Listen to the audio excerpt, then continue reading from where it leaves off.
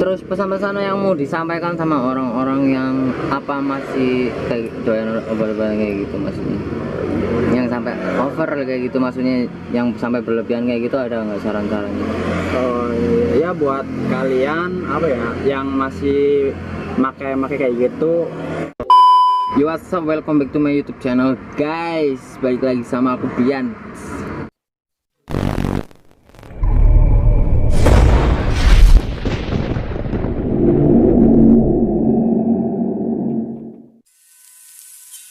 Oke cuy, jadi kesempatan video kali ini agak dikit beda ya, bukan reaction, bukan apa ya, ya nggak tahu lah, ini intinya konten yang gue bikin tanpa naskah, tanpa susunan ya.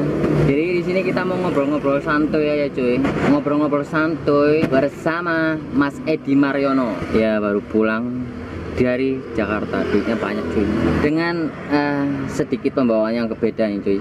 Aku kurang pede sebenarnya ngomong depan kamera kayak gini, cuman ada sesuatu yang pengen aku kasih tahu sama orang-orang yang udah nonton video ini.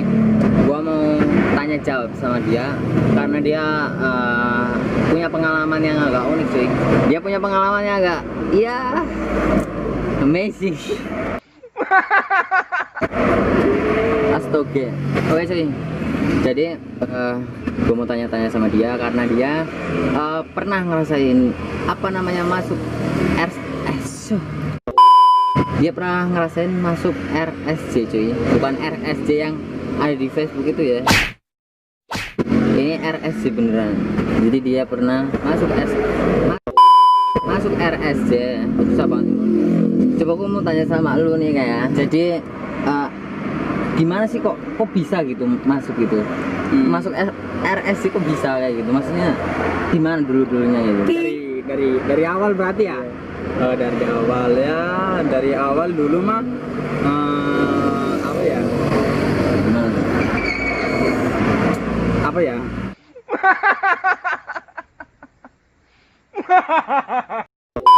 Main sama orang yang nggak bener dah. Ya inti yang pertama ya pergaulan lah intinya. Terus apa namanya, selain itu ada lagi nggak? Gara-gara cinta juga, terus kadang pernah ngonsumsi lah. Konsumsi apa nih itu bro?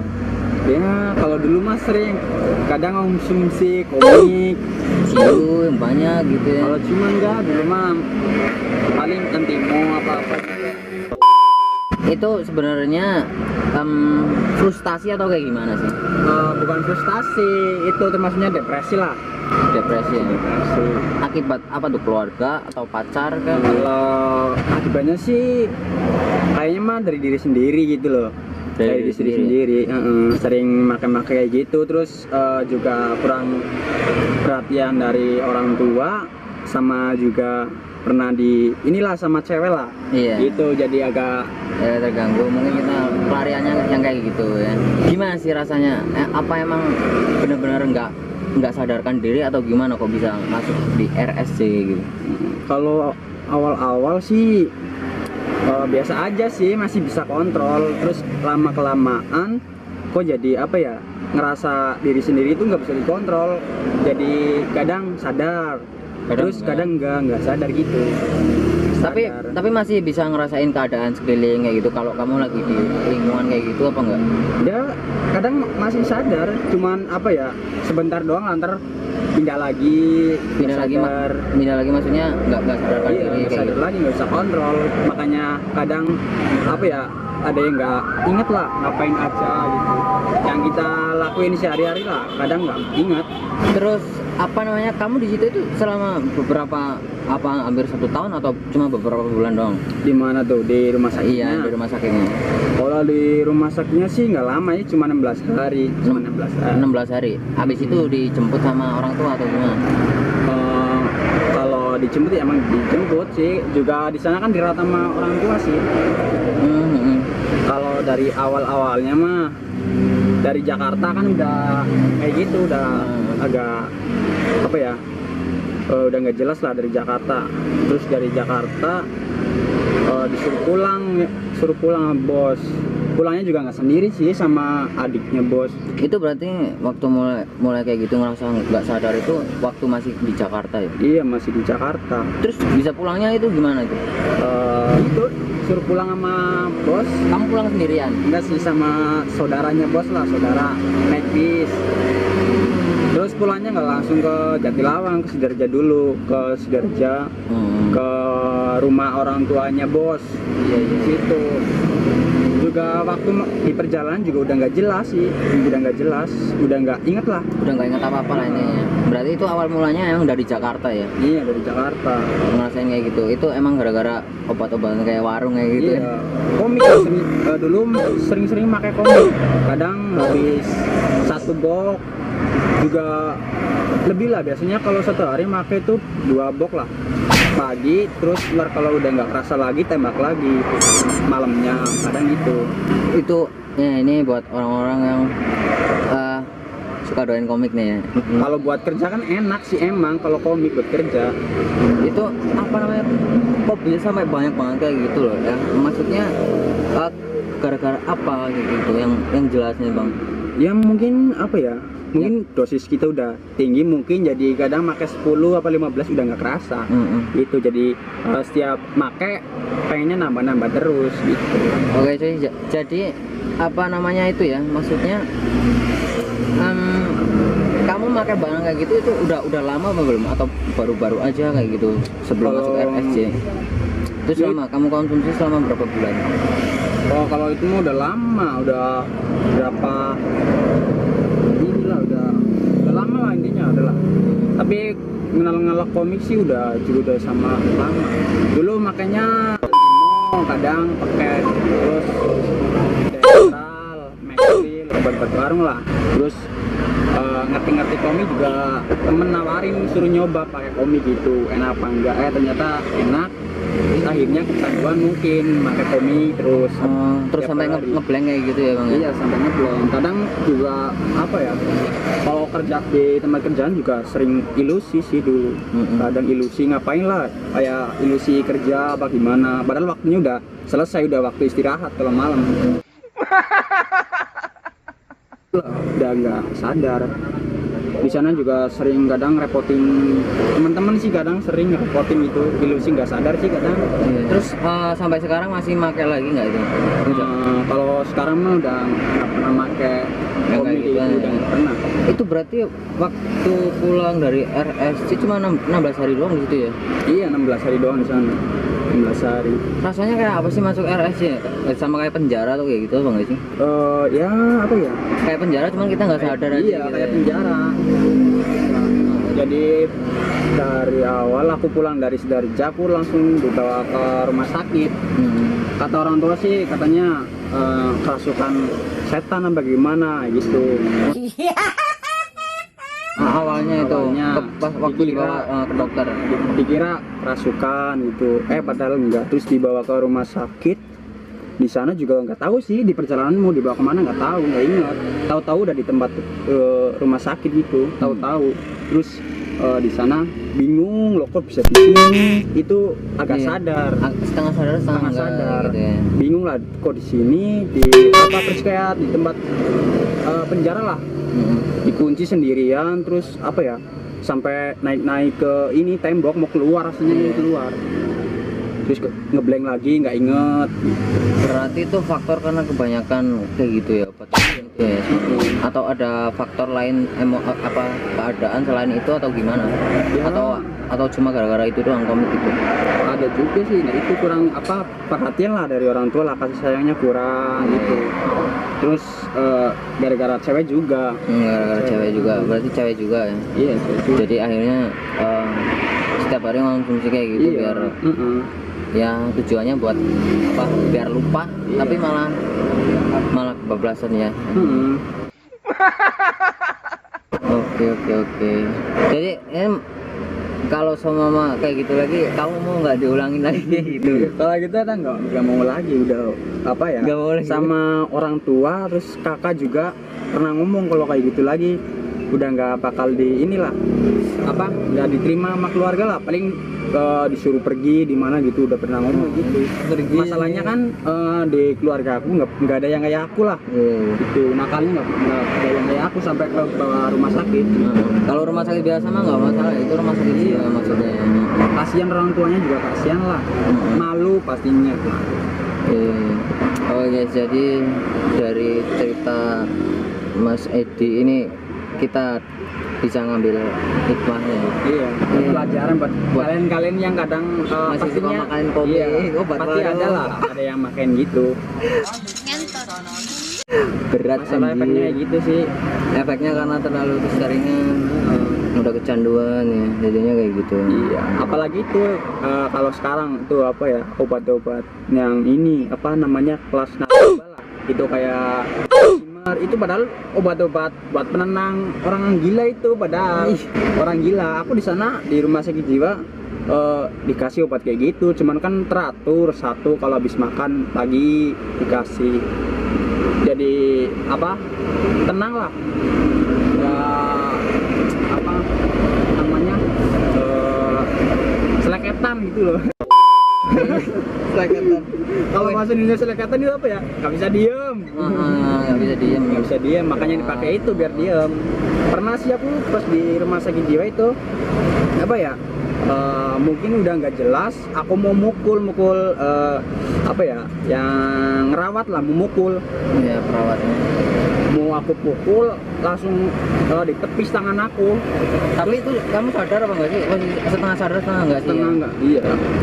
Terus tangan aku ditepis, tarik ke belakang kayak jamret aja lah, kalau ketangkep kan tangannya langsung ke belakang.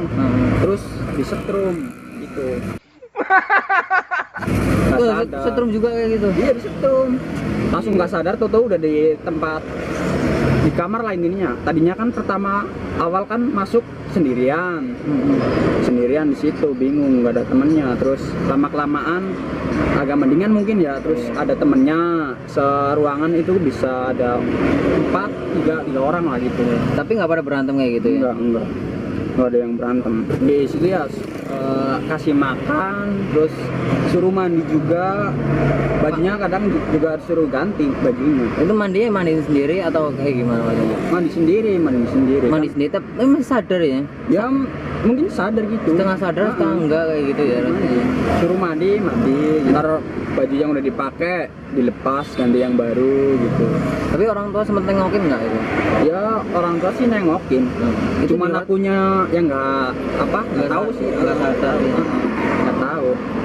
Jadi kan ada 3 tahap sih ya, yang baru masuk, terus yang kedua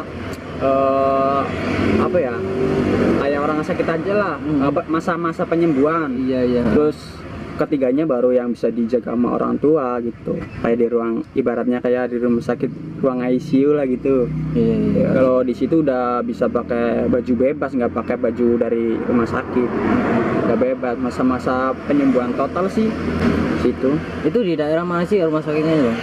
Oh, daerah Banyumas kayaknya itu loh. Banyumas, Rumah ya? sakit Banyumas. Agak sedikit ingat, agak sedikit enggak kayak gitu sih soalnya ya. Jadi apa ya, banyak lah yang nggak keinget lah waktu itu. Juga Oh, ada hal-hal yang lucu juga. Kayak amnesia kayak gitu rasanya. Iya, Lupa-lupa amnesia. gimana gitu rasanya. Ngeblank lah ini, Iya, ngeblank. nggak jelas. Intinya menurut aku itu badan aku itu udah ada yang gerakin sendiri gitu loh. Jadi tanpa alam bawah sadar kayaknya rasanya kayak gitu ya. Dari perasaan itu yang sebelah sadar, yang sebelah itu nggak sadar.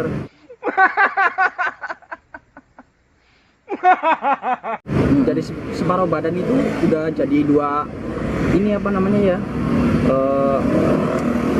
dua orang lah intinya lah, yang satu yang sadar, yang satu nggak sadar gitu.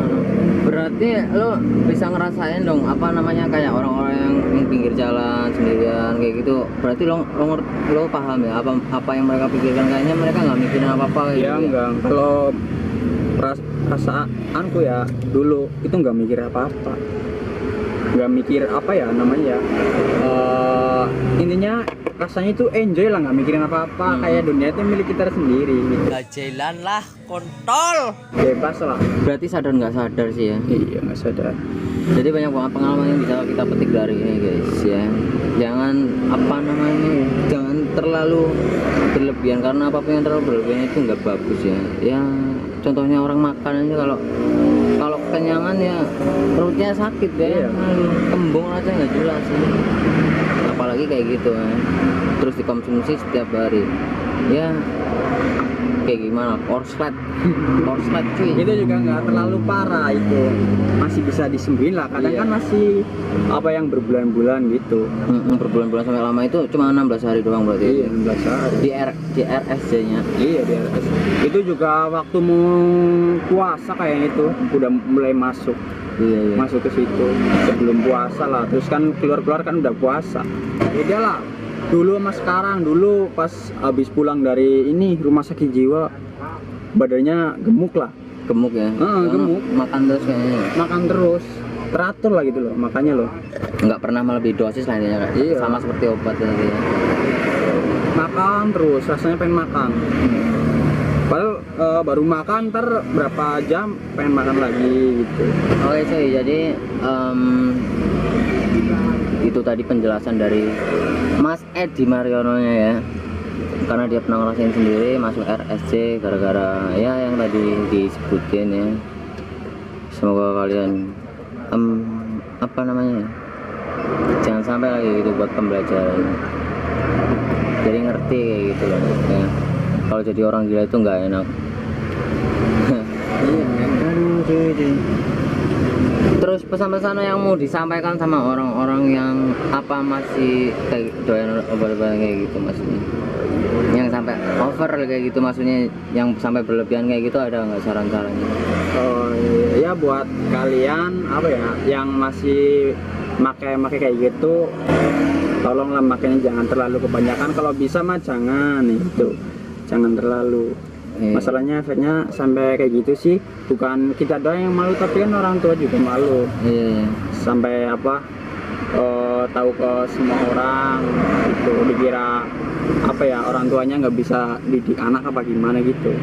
Oke cuy, jadi ya itulah penjelasannya, lebih singkat dan padat karena ini udah ngobrol panjang lebar, karena aku juga udah plong, udah nanyain gimana sih rasanya di RSC, akibatnya apa, sebabnya apa kok bisa masuk RSC kayak gitu. Gue juga nggak tahu, tapi kalau yang aku lihat dari pengalaman orang-orang kan ada yang karena tekanan batin, tekanan pikiran jadi stres, tapi kalau ada juga yang apa namanya, sakitnya itu gara-gara perbuatan diri sendiri kayak gitu ya. Contohnya makan obat warung kayak gitu cuman berlebihan gitu, jadi ya timbulnya Ya, seperti itu.